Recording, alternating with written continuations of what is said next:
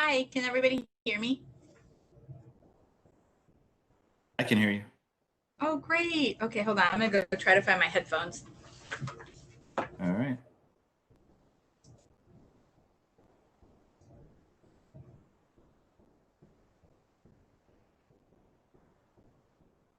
Hey there. Hello.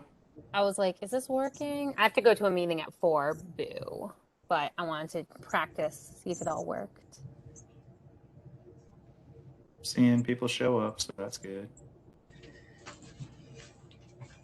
Everything works. Yeah, Cisco, they changed the layout. It's all black for me now. I don't know why. So you can send to all panelists. Huh. Well, there's my cat. Your cat? That's Sarah. She's about to start a meeting. I want to see. Oh, well, he's somewhere meowing. I don't know where he is. It's my But I favorite don't part mind. about all this teleworking is I get to see everybody's pets. I know. Yeah. Do you have any pets, Sarah? No, we keep talking about getting a cat though. Uh-huh. So that is the ever, but we blame everything on our fictional cat named Skittles. Someone didn't empty the dishwasher, it was Skittles' turn. Oh, And bad kitty, bad kitty. I know, Skittles is really a terror. I think I kept muting Tanner on accident. I was like, why is it not letting me? Okay. Not Because nice. I don't know. Yeah, an figure accident, it out. I'm sure. Yeah, Where's Joe Skittles. Galbo? It's all Is he Skittles' just- fault. Is No, he it's just Skittles' Yeah. fault. You can blame Skittles, that's fine. I'll totally blame Skittles. I keep requesting that he unmute himself, but he keeps not doing it. I keep remuting because my daughter's here with me this week, so there's cartoons going on. Aw. I don't want to monopolize the conversation. All right, who's let's see. All right. We got... I just wanted to see Cool. all your lovely faces also before my next meeting. I hear that. I was just going to kick us off. I don't know if you saw my Slack chat, but I was just going to kick us off. We can kick off today with just introductions, who we are. We're the SocialGov Board. You can say what your name and agency is, what accounts you manage or something fun. And then the icebreaker question is, what is your favorite government social media account that's not your own? I just saw all of these. I don't follow any other government accounts. That's the problem. You better top one up then. You better get on there real quick. I refuse. Don't Give say us NASA. kudos. Just don't say NASA, whatever you do. Oh wait, I take that back. Whatever you do, they don't need any more credit. Nobody give any kudos to NASA. We all know how great they are. Do you guys keep an eye on the attendees list and see if there's anybody I'm supposed to promote sitting there waiting to be a panelist? I don't see I have to- anybody. It just says one, but I don't see any names or anything. Oh, you have to hit refresh. Oh, there's a refresh button on this thing? Yeah. Well, just one, still one. Where's refresh? It's at the bottom. When you click out attendees, I think there's like, it gives you a pop out. Now, how did I do it again? View all. Oh, Yeah, Yvonne. Click view Got it. all. Oh, I see. Refresh. Now I see. View all. All right. I'm hoping I'll be able to hop back on after my meeting, but we have an event this evening, so we're running through with our staff. Got you. All right. Are you going to be able to jump on at 4 and say hi to everybody, Sarah? Or do you have My to go meeting's off at 4. Sorry. Oh, wow. Unacceptable. Unacceptable. I know. How We're dare all you? mad. We're all mad. We're a little outraged. You're outraged. Why don't I send a strongly worded email to you and be a little bit snide comments? I have all kinds of stuff going on right now. I have no idea. Okay. Okay. Good luck, guys. I hope to be back on. I will send. It's You no guys are worries. awesome. I almost had to miss the last time because I had something that came up. So no worries. Yeah. I'm gonna run and get my water. Okay. So tired. I'm running a 12 to 8 today, Dom. Running to do what? I'm 12 to working 8. from 12 to 8 today. That's I had to take my cousin to the airport. it's a bold strategy, Cotton. We'll see if it works out. Yeah, I think it would. Hey, so esports, I got a phone call from Luke Wade, and he ran a tournament for Call of Duty Warzone and the open was you had to have one veteran on your team, teams of 4. And they had over 200, and then so like the number 1 Warzone player like tweeted out like, I want a veteran to get into this tournament. It was like $2,500 prize. VFW sponsored it. And they got over 200 participants. They have they had over 10 million views on the live stream. So they want to do 7 opens next year, and they want the VA to get involved somehow. And so I was like, okay, not only the VA, but you guys should really look at the SVA and have university chapters. So you have university veteran teams. And then that other, like they totally did the like replay. They had commentators. They had a full production on the tournament. So they already have that in place. All we got to do is get the VA involved and get the Secretary's Strategic Partnership Office involved. I think it's a home run. And then if we had an intern team support that with whatever they needed, that would be cool. If you're wondering who Bill is in the attendees list, that is me. You're Bill? I am Bill. I So do what so else? I could check my, just make sure everything Looks cool. works. You look cool. Yeah, and just to verify, because this is kind of a new platform for us, and so yeah, the chat. So you all know, the chat only goes to all panelists. It's odd. I don't know why it does that. I forgot this stuff. There's a right next to the chat button on the bottom right. You can see like the three little dots. If you click that, there's a Q&A, and I believe that Q&A you can have it go to. Oh, it's 4 again, o'clock. We can let everybody in. all panelists. Oh, everybody's showing up. Oh, I see the Q&A. Okay, cool. Yeah. Where's the Q&A? So at the bottom, bottom right-hand corner, right next to where it says chat, there's panel options. Boom, got it. Tap that. There's a Q&A, and you can see if people post questions. Sweet. How do you post a question though? They just have to type them. They post questions. Yeah. Okay. All right, in let the him in. We're gonna wing it. Yeah. Let 'em in. Well, it looks like we got a whole 5 attendees, including myself as Bill so far. There's no letting people in. They just kind of meander in here. Oh, can they see us and hear us now? They certainly can. Welcome everyone to SocialGov's first office hours. We are clearly trying to still figure out the WebEx platform. So if somebody can join in on, I guess we're going to test out this Q&A function. Can somebody jump in and ask a question in the Q&A?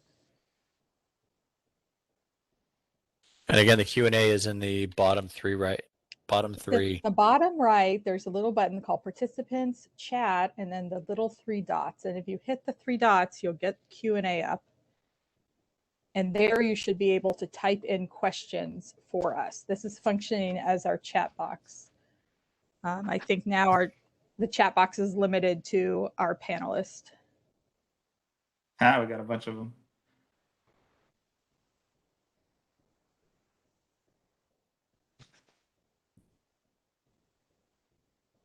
Oh, we got him. Okay, John Jenkins, thanks for joining. I see Tanner on Tess. That's great. Okay, so if you all who are joining us today, if you have questions for the panelists, if you want to chime in, can participants unmute themselves today, Dom? They cannot. Okay. I can allow them to be unmuted. Okay, so if you have, somebody really needs to go ahead and let if us you know. if you want to jump on and share something today or ask a question with your voice rather than typing it into the question box, you can ping Dom or put it in the Q&A box, and Dom will work to unmute you. So we'll go ahead and kick off and get started. The board is going to introduce ourselves today, and our fun icebreaker question is we'll be sharing some of our favorite government social media accounts, and if you all want to chime in on the Q&A and share the accounts that you really like, the government accounts, that would be fun too. My name is Gabrielle Pratt. I am the SocialGov chair for the last 2 or 3 years. This year we have our board, which we have Tanner, Dom, and Joe joining us today from the board. And you may also know me from being chair and the blog editor for the Federal Communicators Network, another federal communications group. I work for GSA. I've been working with Office of Strategic Communications for the last few years, and I am in my new role as of April. I am the director for the Robotics Process Automation Community of Practice. And that's a little bit about me. Dom, you want to tell us about yourself? I sure would. My name is Dominic Ramirez. I work at the Department of Veterans Affairs on the digital media engagement team. I help them with the website, also, with social media and our social studio, social media management tool. I help set that up and, spread it out across the entire VA. I also manage I like to call them a Navy or a fleet of interns. Last year, we were up to 300 interns through the VSFS program.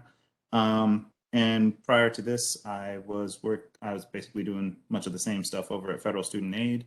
And before that, I was in the military. I was a lieutenant in the Navy. And what's your favorite social accounts?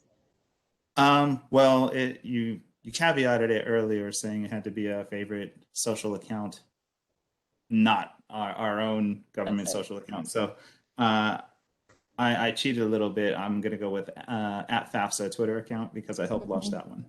Oh, that's great. Pretty cool. Tanner, are you there? Yeah, I'm here. So my name is Tanner Iskra. I was hired on as a video producer from the VA. From there, about 2 months later, our podcast host left. They said, "Hey Tanner, do you want to run the podcast?" I said, "Sure." So I host VA's Born in the Battle podcast. I also have a Marine Raider detachment from Dom's VSFS internship program of bloggers, video producers, writers, and coordinated producers from the DME internship program that I manage. Before that, I was with NASCAR Productions. I was a senior post-production editor, and before that, I was a combat videographer with the United States Marine Corps. So, been doing video production since high school. That's pretty much where is my background. But now I host the podcast for the VA. That's cool. Oh, favorite. We talked about this. I get a lot of my inspiration from outside the government, but I say of all the government accounts, the one I appreciate the most is the U.S. Department of Interior. Really great photography out of that Instagram. Yeah. I'm going to plug an Interior account too. My favorite Department of Interior account is under the Fish and Wildlife Service. It is the Blackwater National Wildlife Refuge. They have across all their social media channels, they're one of my favorite accounts because they're one of my favorite wildlife refuges, and they're great with interacting with their audience, as are all the Interior accounts. Let's move on. Joe. Hey everyone, Joe Galbo. I'm the social media specialist at the Consumer Product Safety Commission. I run the Twitter feed and the Instagram feed, and I make all the safety memes. If you've seen those. And I've been at the agency for about 5 years now, I think. First job in the federal government, very exciting. Really loving it so far. Only a few complaints, honestly. Federal service is great. I guess if I had to pick my favorite federal social media account right now, it's a kind of an obscure one. The Pandemic Response Accountability Committee. They have a really fun Twitter feed. The copywriting is really good. So at the moment, that's the one that I'm watching because I think it's a really, really fun Twitter account. It's actually an Inspector General's office, which who would have thought, that Inspector Generals could do it right? But they have a really great Twitter account going, which is cool. Wow, interesting. I guess we'll have to check that. I like hearing about new, obscure, tiny little government agencies who are rocking social media. That's pretty exciting. I'll throw a link to it in the chat. Cool. Also joining us on the board, Paul Lester, Small Business Administration. Hey, Paul. Hello. Hello. Hi. Can you guys see me? I'm having connection issues here. Cool. Oh, I can Yes, hear you. you. Okay. I'm having Cool. connection issues too, so my video isn't doing great, but we can hear you. I got you. Cool. Hi, everyone. Paul Lester, Public Affairs Specialist here at the Small Business Administration. Manage all the social media accounts here. In a previous life, worked at the Energy Department for a few years, managing their accounts and helping out with the podcast and other stuff. And previously, before that, worked at the Orlando Sentinel in Florida as a web producer and archivist and news clerk. Basically did all sorts of fun, weird stuff at the newsroom there. So been really enjoying federal service the last few years, and really excited to be part of the board and helping out. That's great. Thanks. And what's your favorite government social media accounts, Paul? Who are you Oh following? man, it's got to be Consumer Product Safety Commission with all the memes. I know, right? And I also like the next one is like the Instagram account I like is the was it TSA? I was Uh-huh. gonna say that. Where they do the fines, where like, oh, look at all the guns and stuff. We saw, all the weird stuff that they Grenades. confiscate from. I love it. I It's, love like, seeing so all crazy. the dummy ways people try to sneak stuff onto planes.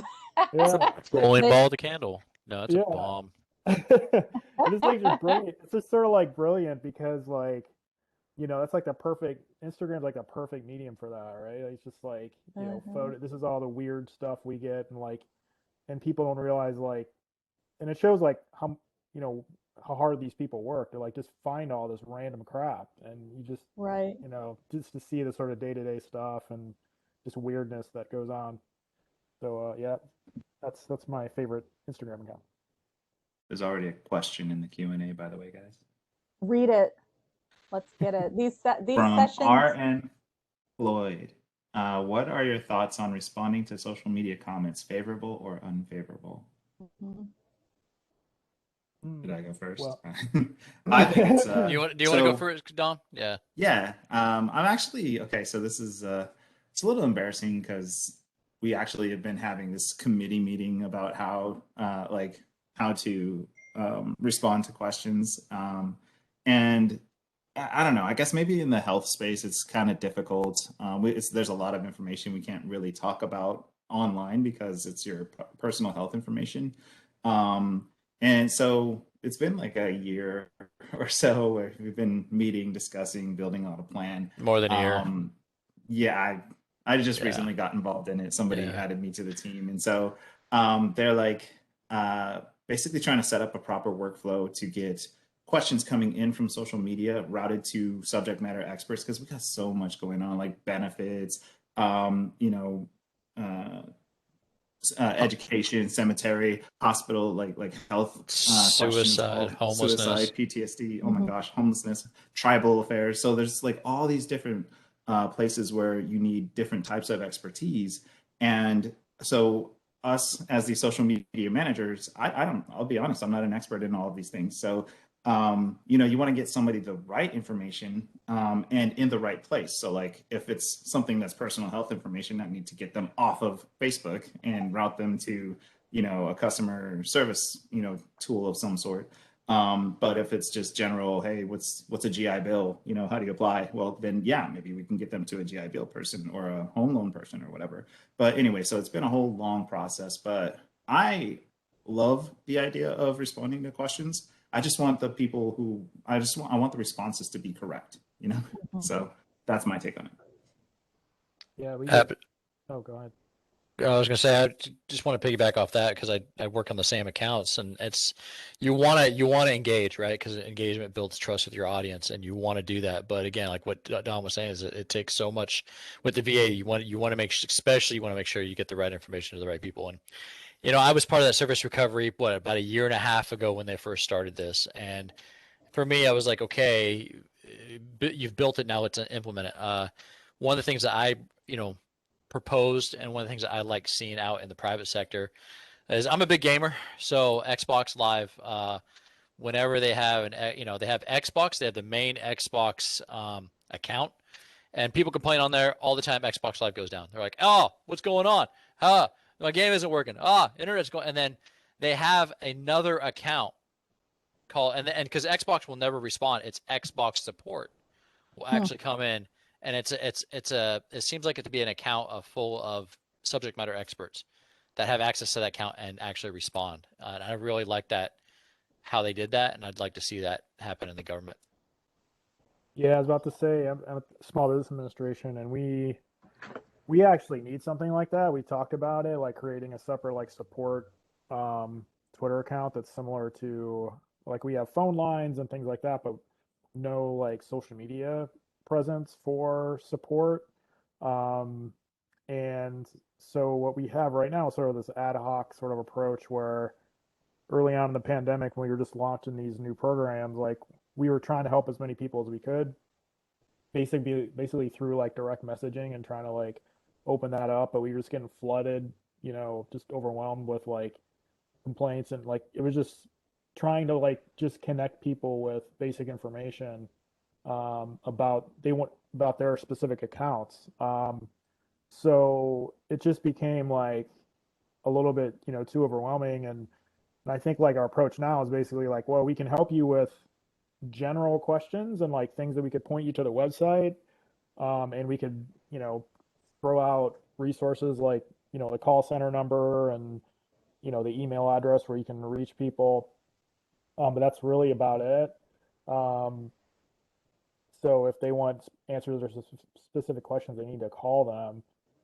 But that's pretty much all we can do on social media, because like you said, it's like we're dealing with private information. Like these are people are giving us their loan numbers and all this stuff, and it's like we can't like amplify that. We need to make sure that this is private. So it's really tricky, and I'm hoping that we can get to the point where we could have a separate support account, but we don't have enough buy-in from leadership on that yet. That's something that we kind of struggle with too, because we worry that we have 1.2 million followers on Facebook, and if we start setting the precedent that you start asking questions on Facebook, you're going to get answers.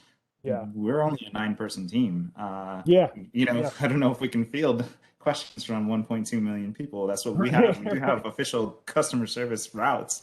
And the fear is making social become one of them, and not having the staff to support it. So that's a good point. And yeah, it's definitely it's definitely a delicate balance, just from a strategic standpoint. I mean, facilitating engagement on your posts is still one of the only ways you could help yourself out against the algorithm, which for us from a small account, like is, something we have to kind of think about, because we don't have millions of followers or, people just commenting on our stuff. So if we see something get a little traction, it becomes super important to try to foster that. We do have a weird rule at our agency where it's okay to reply to comments on Twitter, like in a thread, but I'm actually not allowed to reply to comments on Facebook or Instagram. So if you'll see on Twitter, I'm actually able to respond to people, but we never engage on Facebook or Instagram, even if people are saying like crazy off the wall things like, oh, well, you should always, let the baby sleep upside down or something, crazy like that. So Joe, is that yeah, like it's a legal reason that you don't respond to those platforms, or is that like some higher up that doesn't want you to, or?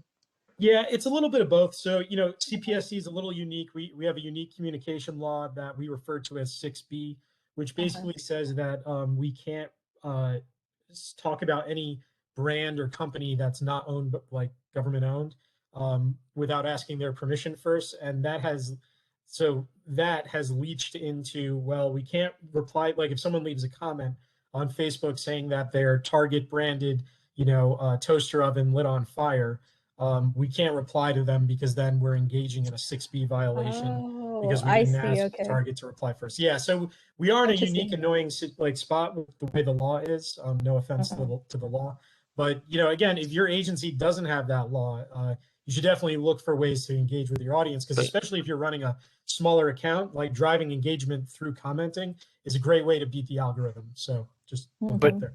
But Twitter is left alone on that 6B thing. So on Twitter, I was able to convince people that it's because the entire site is basically comments. There's no delineation between a post and a comment. Now, as social media professionals, we all can acknowledge that there's not much of a difference between those two things. But this is the finagling that goes on, when you're trying to run up against the law and policies and all this other stuff. So yeah, it's a fascinating I setup. often find that giving something a new name can help people understand it in a different way. That's great, I'm Joe. so gonna on every one of your comments on Instagram. I'm so gonna comment like put a baby upside down or something. Absolutely.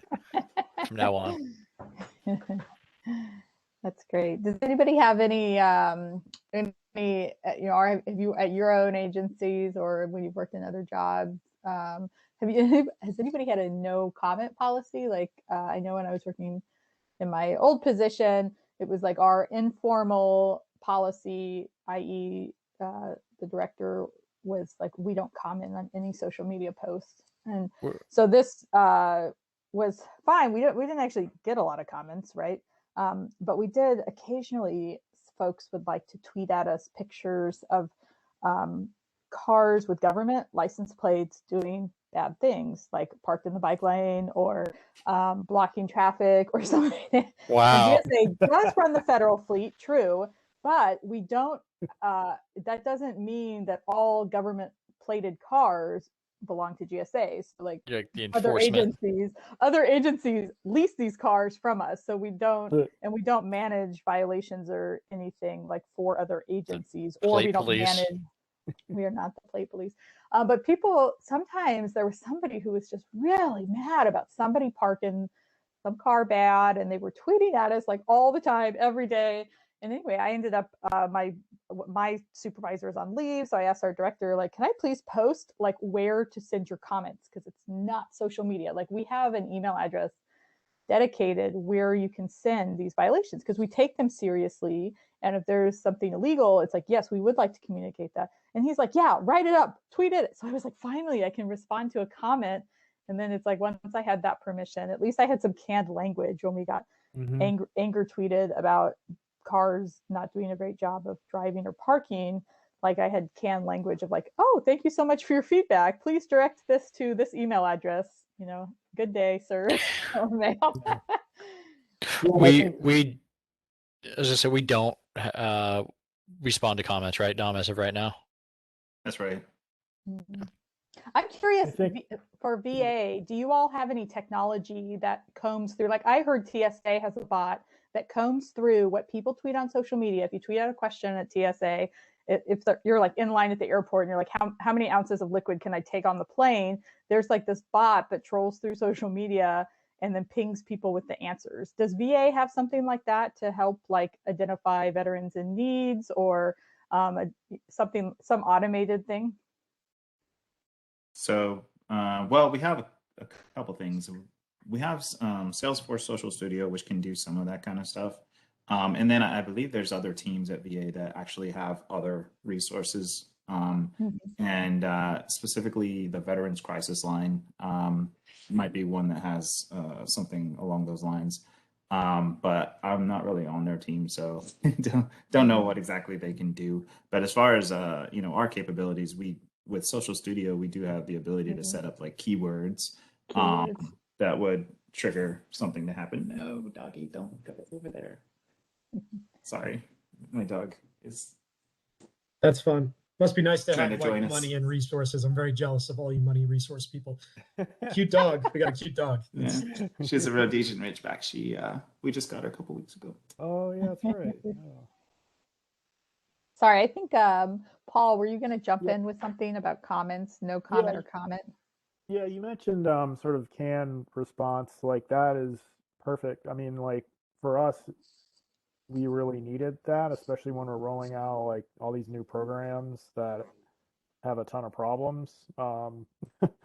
We had the Shuttered Venue Operators Grant that rolled out, and then the Restaurant Revitalization Fund. These are all sort of brand new things. And obviously, whenever we have these new funding options, as we deal with, we've known through the pandemic, it's all about long lines and clogged websites, and and that's pretty much what we've been dealing with. So we had to come up with canned responses like ahead of time, because we knew we would get typical, sort of similar questions that we did for previous launches. So so that was helpful. So if this one bit of advice for anybody who's like rolling out something new, if you're aware of like potential problems, like technical problems, or if you know that there's an issue in the background, like try to develop answers like ahead of time and get those approved, so you can like respond to people. And we did a lot of that initially. So, and we also tweeted out updates to technical issues we were having. So our Twitter account became basically like the support line for a lot of these programs. But yeah, so if you, like I said, if you know something that's being rolled out, like it's great to get those canned responses in ahead of time, so that you're ready. And you don't spend all day like trying to draft responses to easy questions. So Certainly. Sometimes we had done that with press releases too. I know that, or if we had some sort, that was kind of like, we didn't have an official crisis comms plan, but that was kind of built into what we actually did in practice. If we started getting a lot of media inquiries on something, it's like we would create a canned response and send it out. Reporters all have the same question. And on social media, it's like that could be a good strategy as well when something is getting hot. Lloyd said thanks. We do have another question, but Yeah, we do. We Oh, do. before we move on to our next question, I want to introduce David Todd. He is our other member of the board who's joined us. He is one of our attorney advisor. He comes from the Government Ethics Office. Hi, everyone. Hi, David. I'm filling up my whole camera. I hope you all can hear me okay. Yes, we can. I'm very pleased to be here. Again, my name is David Talby. As Gabrielle said, I'm with the Office of Government Ethics, and I'm a lawyer, so I'm here to assist the board with whatever questions come up. I don't actually have a social media background. If I had to pick a favorite, I really like NARA's Instagram, I think it is. Yes.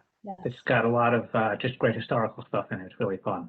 So I'll second that. I also love their account. I think they do a fabulous job. They do a lot of like archives hashtag parties. I don't know if you've ever stumbled into one of those, but they have a great job of theming their content and getting what feels like hundreds of different archives, whether they're part of NARA or they're part of state and local archives, getting them all to jump in across the country on a certain theme. And they are fun. On a few instances, GSA got to jump in with some random things, but I think they're a lot of fun to follow. Thanks very much for joining us today, David. And if anybody has any ethics questions to stump our ethics attorney, chat them in the Q&A box. And okay, what was the next question that came up? it is, what do you think about the new trend of live audio only rooms, a la Clubhouse, also appearing now as Twitter Spaces? And something I was discussing, I believe, with you guys earlier was the Facebook live audio is just rolling out to a few people as well. So it's becoming a thing. Everybody's like, hey, Clubhouse, they're doing something. We should do it too. Yeah, so. I know. It feels like Instagram had like their live content. Everything kind of rolls out on different platforms. It's interesting. Tell us about the Facebook new audio component for folks Well, who it don't was know about it. interesting. I actually posted a story about it earlier, but like they're launching the live audio rooms, and was another interesting part of that is they're also adding a podcast playback. Maybe you can play the podcast in the room, but so it's only available at the moment on the iOS app, is what they're saying. They're rolling out first with it, Yeah. and it's going to be something where you can actually monetize sort of a chat, and people can pay to get something called stars. And if they give you stars, it'll bump them up in the chat, and you can notice them. It's kind of like a super chat or whatever in a YouTube stream. Yeah, Twitch. and then you can allow them to come in as like panelists, kind of like what we're doing here. Yeah, no, the super chat's like a Twitch function. You originally saw that in Twitch, you know, pay to have a star on your comment, so I'll respond to it while I'm gaming. You know, I really see Clubhouse like I see Snapchat. It had one function. It had one thing like Instagram, or before Instagram stories, before Twitter, little stories, before, you know, that was the Snapchat. It was the Snapchat. So Snapchat never evolved. All the major players got a Snapchat function, and nobody really goes to Snapchat anymore, right? So that's the way I see Clubhouse right now. It's hot right now, but is it going to stay that way with all these new audio things rolling out? I don't know. I'm not seeing it. I'm not seeing them evolve. So they just got on Android like 2 weeks ago. Like they didn't even have an Android app for a long time. So Yeah, and it I was hard to couldn't. get in there. Yeah, You yeah. had So to I mean, know somebody who knew somebody. yeah, and yeah, they invited me. I was like, I got an Android phone, and I had one invite me, and I was like, I got an Android phone. I'm not going to use my government phone. That's where you messed up, dude.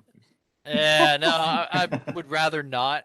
You know, I don't know. I'm taking a very wait and see approach with the Facebook audio. I know you mentioned podcasts, and I was listening to a couple, like Libsyn is a podcast audio directory, and I think it was Sprout Social. I was listening to a couple of their podcasts for the podcast directory, and they kind of talk about industry news like that. And you know, we don't know if it's going to be, if they're going to pull it in with an RSS feed. Mhm. We don't know if it's going to be, you have to upload it like you would a podcast directory on its own, and the last time Facebook tried that was about 2015, and it failed miserably.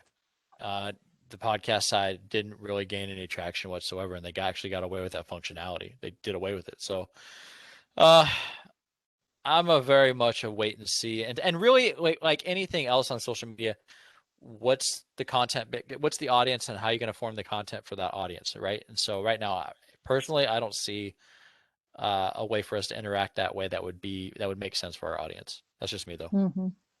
How dare you?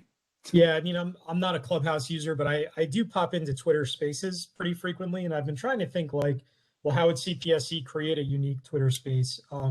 You know, again, I mean, it's all the problems of producing a live event, you know, but no one's in the same room, right? Like, or I guess a live podcast, but no one's in the same room and you can't see each other. So, you know, I do think it's, for us, especially where, you know, resources are tight, it's going to be a little bit challenging to come up with a good way to do it. Right now I'm thinking, you know, maybe we do them as like live radio plays more than conversations between people. So that could be kind of entertaining, I guess. But, you know, again, it's definitely still at that point still where you're like, I'm not sure this is going to catch on or be a thing that will be like a great way to communicate to people versus our current way of reaching out to folks, just, you know, using the platforms, you know, as they're designed currently. So yeah, we're in a little bit of a wait and see mode with Twitter Spaces, at least. I don't see us jumping on the Clubhouse until it proves it could be around for like a year or so. Well, does anybody do like a Facebook Live? That's kind of where I saw Tanner. This is kind of what I had thought.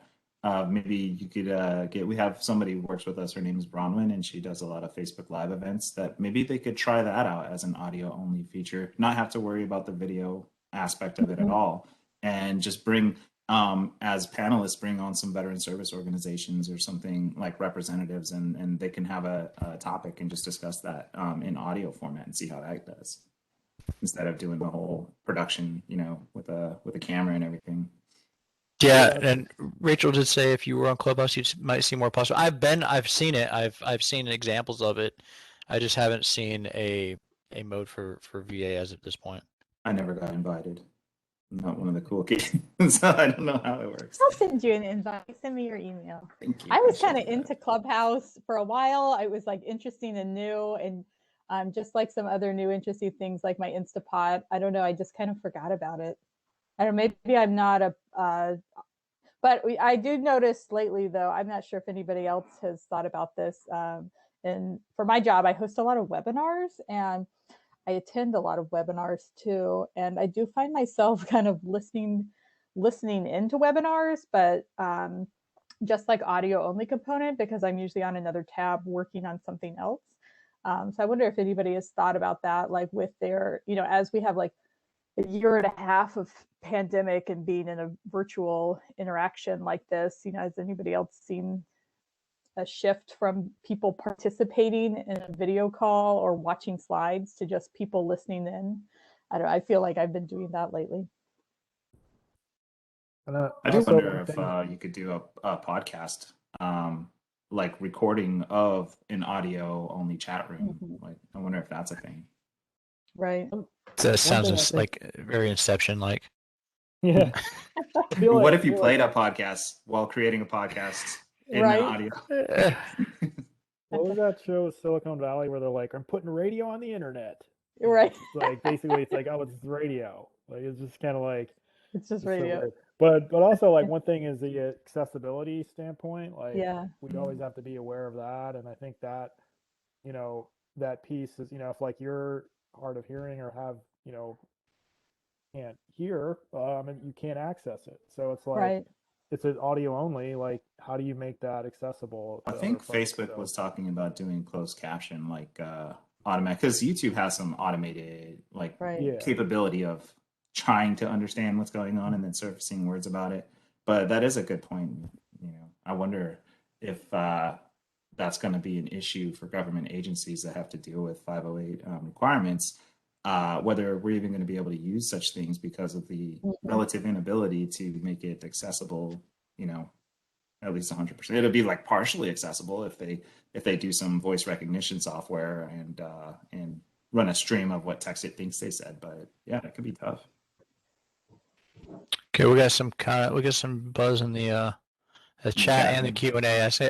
I will ask if you are asking a question to put it in the Q&A, which is in the lower 3 buttons to the right of the chat on the bar here. But We had a Yeah. great question that came in about relationships. Somebody wants relationship advice. Here's a great question from Michael. Have folks built strong relationships with their general law ethics offices? How have you collaborated with legal folks to develop consistent and best practices regarding tagging, sharing, avoiding endorsements? I will kick this off with my answer by saying I became best friends with the attorney that advised our communications office, Jessica Hawkins. She also sits on the board of SocialGov. She wasn't able to make the call today because she's been in some amazing 2-day legal training. But she has been great. I think there was a couple factors for success here. One is that I think she is just her personality is somebody who's very responsive, and she's very friendly and open to work with and easy to approach. So that was luck that she was assigned to us. I think that really helped. But in my experience too, the best thing is to, well, learn about, ask a lot of questions when planning, meet with your attorneys often, develop relationships. It's better to get advice up front and understand, rules about endorsements and tagging and sharing, understanding these restrictions up front rather than getting a hand slap on the back end, I think. But I became a regular communicator with her on the almost daily basis, chatting her with different questions when we needed formal advice for agency-wide, people having a lot of questions. For example, if somebody is nominated for some governmental award, like one of our agency staff, can we encourage people to vote for them? The answer is no. But this was a question that would come up all the time because we would have a lot of staff who got nominated and people wanted to tweet on it. So working with her to issue like some frequently asked questions, that was great. When the administration transitioned in January, we really quickly hustled to put together like an FAQ for new appointees on social media, what people could tweet about themselves, what people could not tweet about their jobs, from a point of official capacity versus personal capacity, making sure that we hit all the most asked questions about that. So she was really helpful in putting that together really quickly. But my key to success, like any relationship, is just, building that together. We don't get to stop by people's offices anymore, but like virtually we can meet with people to catch up, we can chat people. And so I think that has been really key in getting advice and understanding what the rules are to avoid breaking them. Anybody else have good relationships? Joe Galbo, don't you have some good legal relationships? Tanner loves the legal guys. Yeah, Tanner goes first. Yeah, I'll go quick. I think one of the good things I did when I first joined CPSC was sit down with the legal people right away, just to get an understanding of the landscape and their interpretation of what can and can't be done from a CPSC social media account. And it actually turned out that a lot of things that they initially thought couldn't be done, really could be, but it really came down to how it was presented to them.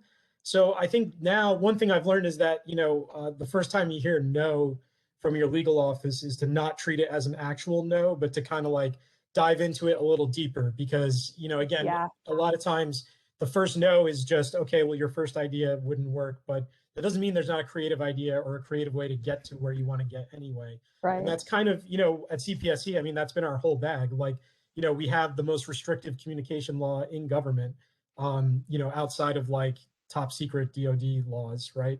But we still get to do this super fun strategy because nowhere in that law did it say you couldn't use a talking cat to like talk about safety, So like, we just totally went around like there's all this legal stuff that we can't do, but here's this big wide open space that no one had just ever explored before. So I do encourage you, as you're talking to your legal folks, figure out where the lines are and then push those lines, and try to get around them creatively because a lot of times there are solutions out there for this. I agree.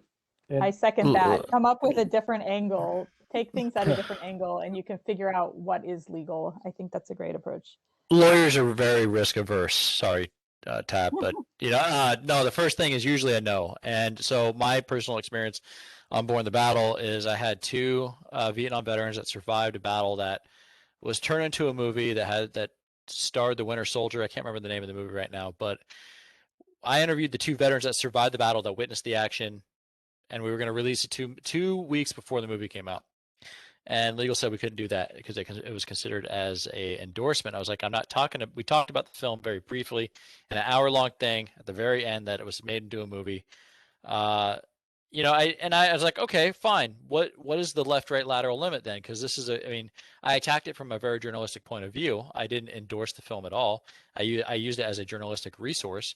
And I argued my case. I brought in evidence to the lawyers. I brought in like other government agencies. I was like, look here, they're literally promoting the film. I'm not even doing that. And so I had a lot of fun. And John and our legal team, our ethics team, was very risk averse at first. But I think now that we came to an agreement, I think I got to like, how many weeks after the movie's out or something like that. And I haven't done something similar to that since, but now we had a thing. I was like, okay, well, anybody that's outside the government that I'm interviewing, I'm just going to send to you and you tell me so we can develop some guidelines. I have not had one feedback from him since that time. And it's been a year and a half. And he's actually become a fan of the Born the Battle podcast and it just gives me feedback like, well, this part was really good. He gave me a very disclaimer for the podcast and ever since then, Born the Battle's been rock and roll and never had that problem. What does he think about your little sassy outro thing where it's like the people who are smarter than me told me I have to say this little statement at the end of each podcast? I don't think he's heard it. I don't think he's heard. He doesn't hear the monologues. He only asks for the interviews. So I only provide him the interviews. No, I do say the monologue with a little bit. I do say the disclaimer with a little bit of sass. A little bit of sass, but snark. Yeah, it's I think he'd enjoy it at this point. Yeah, I think I picture your interaction with him in some sort of like mock courtroom in some VA conference where you're like, I have new evidence. It's very dramatized. I came in. I mean, it was highlighted. It was, and I threw it down. Yeah, it was fun. It's a good day. Yeah. There was some slamming of documents. You can't handle the truth. That's right. Look at the Air Force Academy. They're literally promoting it. Yeah. Yeah, you could tell nobody's boss is watching us on this thing right now.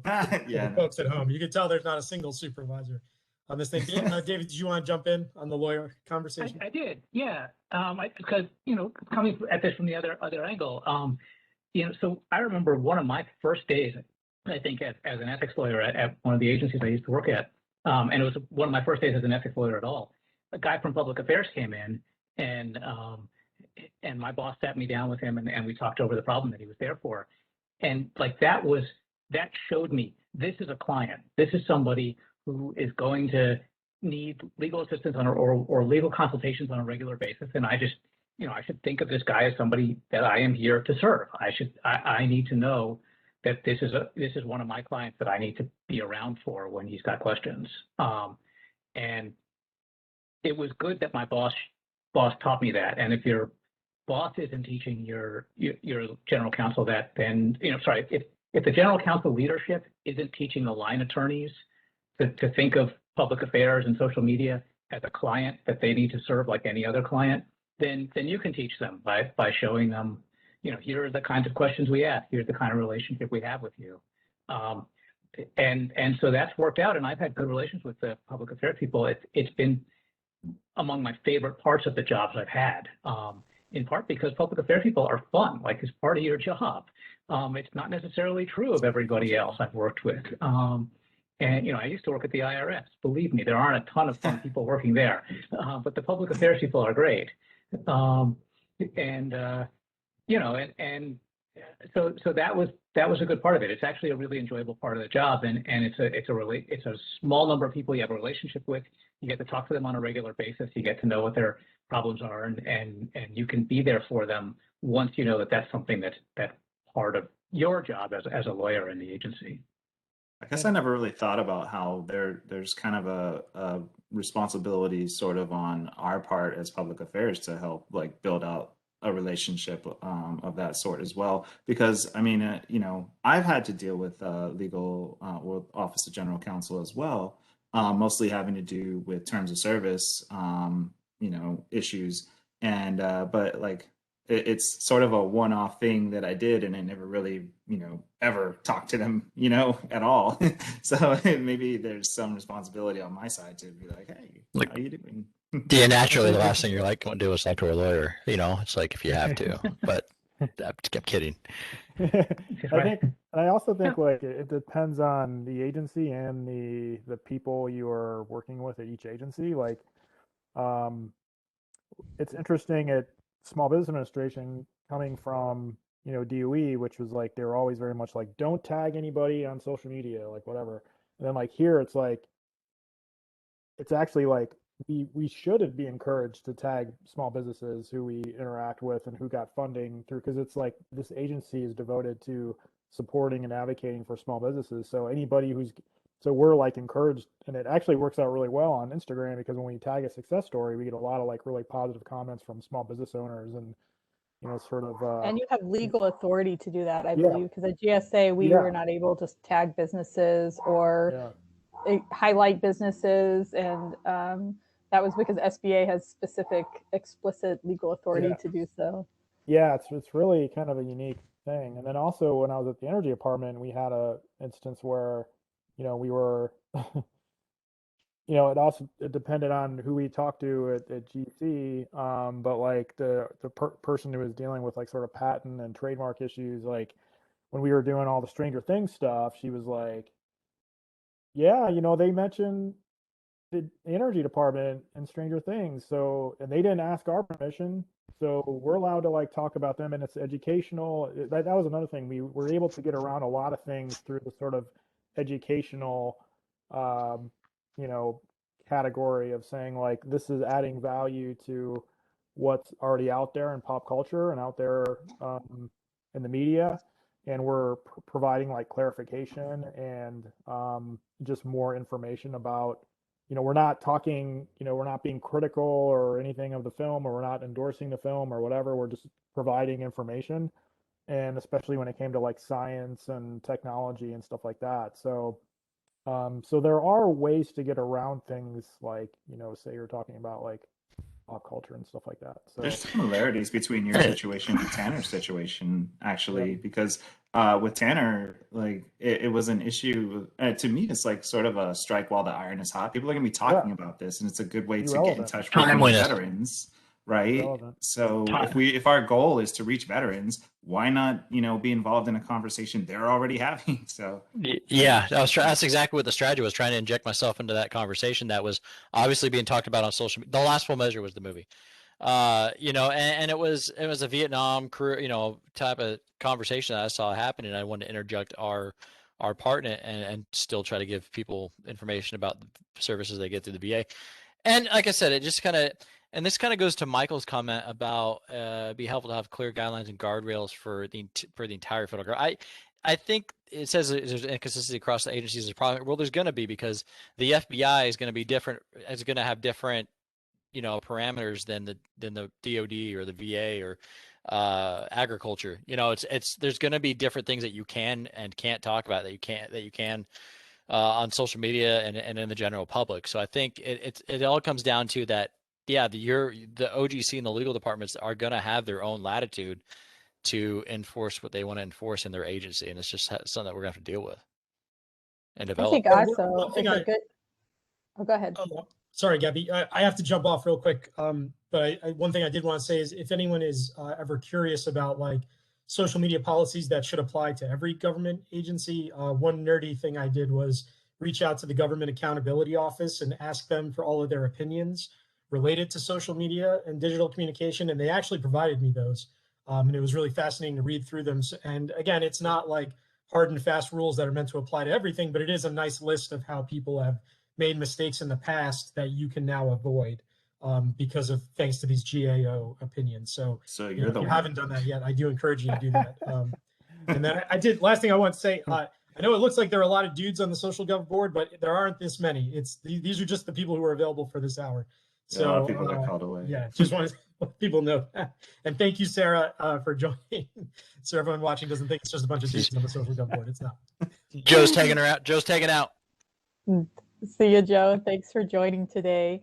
So I think my takeaway from this too is, the lesson that I'd like to impart is make friends with your attorneys now. That way, when a popular TV show references your agency, you can call up and have your relationship built in with your attorney best friend to talk about what you can and cannot do in different ways. Like knowing that in advance, I think is really useful, because the attorneys are on our side. They do want to keep us. Who likes making mistakes and getting in trouble? Nobody.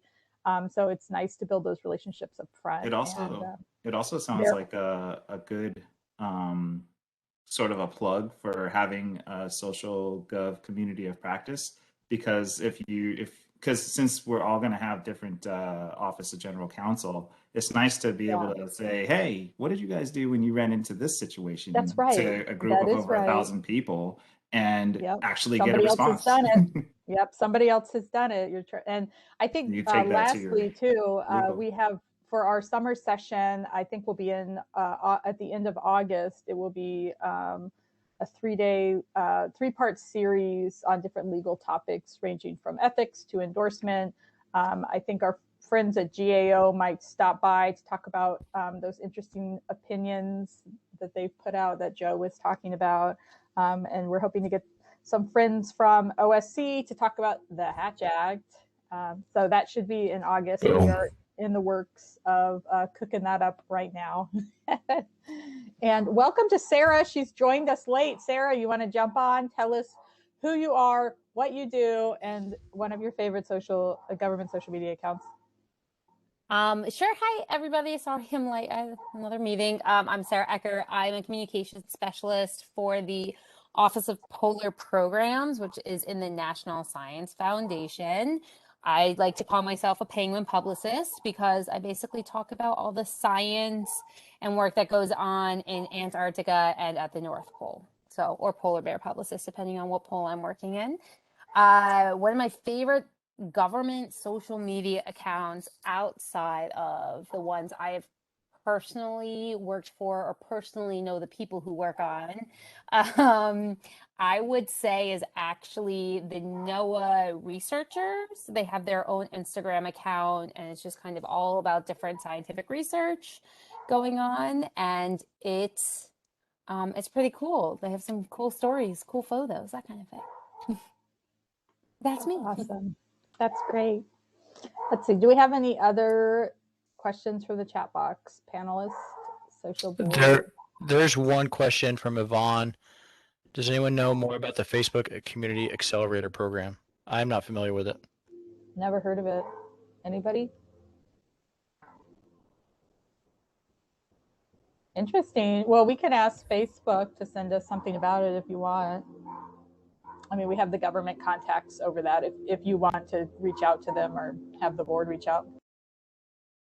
I would be interested in it. Absolutely. Personally, anything with the word community accelerator, I'm down for that. I invited Courtney to be a panelist. I'm supposed to do that, right? Yes, I didn't thank screw that you. up. Nobody Hey there, Courtney.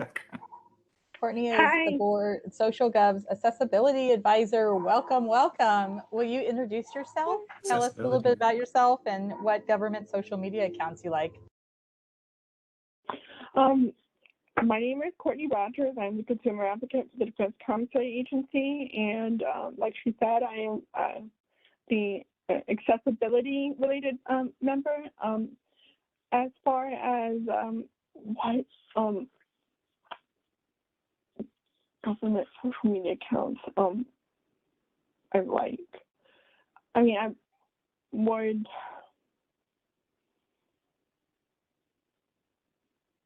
I don't know.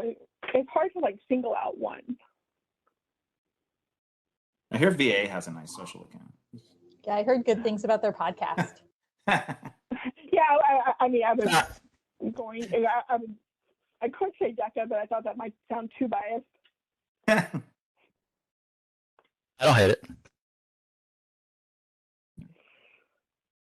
Thanks for jumping on, Courtney. I think we're kind of wrapping up the last few minutes. Does anybody else have any last quick discussion topics? Anything, board members, anything you want to add? Something fun? I was thinking about the community or clubhouse thing, and I guess from a podcast perspective, I mean, you would have to be on schedule every week, and I don't. I interview people in 2 days, and I can them, and then I release them throughout weeks afterwards. But you could, like I said, I think what Don was kind of saying, you could do like an inception, like record the community and make it a podcast, and then have a discussion based on around a topic or something like that. I have to really look into the clubhouse to see if people that come in, can they talk in the community too, or do they just listen to the panelists? I think it's been a while since I've been in Clubhouse, but I think you could raise your hand and then join in. They could promote you. Yeah. Okay. Yeah. Is there a chat function where they can type questions just like this? Yeah. Okay. So yeah, you could definitely make it a live podcast with like live questions and stuff. You could take questions from the audience where you're answering them, but I don't know, promoting people out of the audience, that seems like a wild card if I've ever heard one. I was just gonna say that the problem with taking questions is that you have to take questions and you don't know what kind of questions. You've seen our social media comments. I don't know. Yeah. You don't know opinions. It's like when you watch C-SPAN, right? And they just have the open phone line, and you do not know what you're going to get. It would be exactly like that. Actually published doesn't necessarily have to be unedited. If there was something that that could always happen. I don't recall seeing a chat function on Clubhouse, but it is like this where you can invite people, or people can raise their hands, and then you make them speakers, and then they can speak. They kind of like come up virtually onto the stage. Yeah, I don't know. It's something I'd have to really chew on to really see, like you said, what the pros and cons would be to make something like that. And then like I said, the people that you could just promote in there, I don't know, be dangerous. Questions too. We got another question. Do we have time to get one more? Yeah, cram it in. We got 3 minutes. Lightning round question. Have folks successfully audited consolidated accounts? I know Don would be a good person to talk about this because we have a history of this hit VA. Do you have best practice? Great session. Thanks, Keela.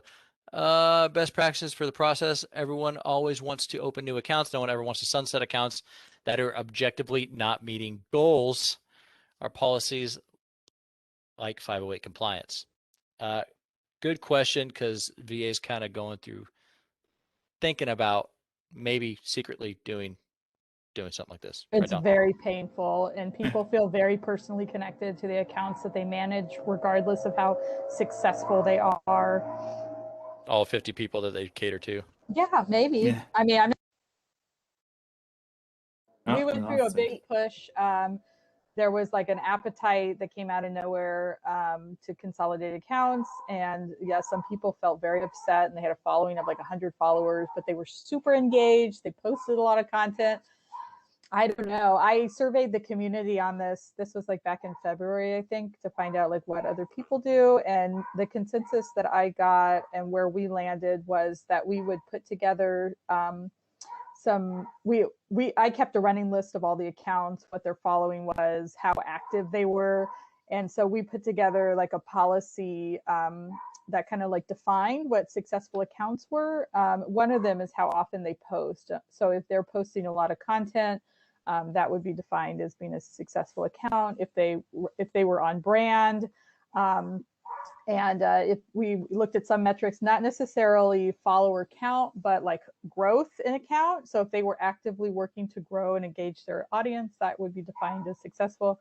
And I left before this policy went into place. I don't think it's gone anywhere, but that's what I would suggest too for consolidating is defining, you know, whoever owns the social media policy or agency should objectively define, you know, what types of accounts are authorized to exist, and then give people 3 months, 6 months, whatever it is, to be able to make an effort to bring their accounts up to speed, you know, or they have notice or an option to go ahead and shut it down themselves ahead of time.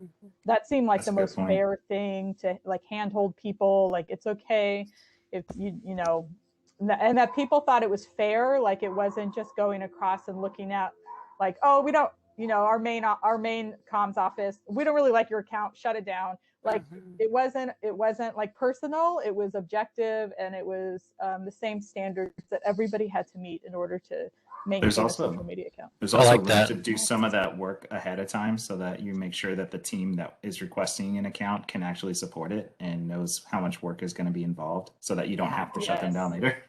I think just to add 2 things. One, I think, is Danielle still on? Because I know at Interior, we had to like fill out a form, and it included some of those things like objectives, content calendar, so that basically before anything was approved, the idea is that you thought about it beforehand. And then adding on to kind of what Gabby said, I think if you're shutting down accounts or closing accounts, so obviously think of the records management implications and what you would need to do on that front. But also it's very valuable from my perspective that you have those people engaged in conversations well before it sunsets, because they might have questions like, okay, so we've been posting content around topic X. How are you going to take over posting content on that topic? Or how are you going to engage the audience that we currently have? So those are all the questions that I would kind of start thinking about and be ready to answer.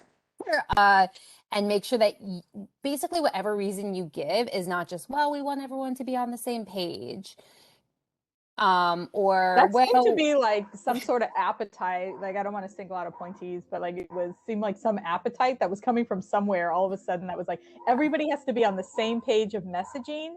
And it felt a little arbitrary, like they were just pulling accounts to say like, we don't want these ones or something. And it was like, whoa, back up. Like, we should have an objective way to sunset accounts. That's the way to go. Yeah, if you don't have it, then you run the risk of what you just said, like somebody taking the power to go ahead and shut down an account they don't like. That's right. And I had started, when these conversations started too, I said right off the bat too, like, we do not want to create bad blood with different offices across our agency. We worked really hard to build good relationships with people, where people ask before they do things rather than, you know, like asking permission rather than forgiveness. And on social media, like, you do want people feeling comfortable in approaching you to ask, how do you do things? What's the right way? Making sure that they have good content, following the rules, if you are the one managing the agency social media policy. And you don't want to burn a bridge because of a Facebook account. And that seeps out of social media into like other areas of comms too, where people don't want to come to you because they don't like working with you because they're still burned by getting their Facebook account shut down. So I think balancing that, like, balancing what your relationships are worth is definitely worth talking about too, and making sure you don't burn bridges to sunset an account because somebody didn't see value in it. Like, I think it's very real. I think we're over time. Yeah. We're over time. Thanks for everyone for joining us. I really Thanks, Laura. enjoyed this. I think this was a great conversation, and yeah, I fun. look forward to having another one. Yeah. See you on the next one. Y'all have a good All one. right. Bye, Bye. everyone. Bye.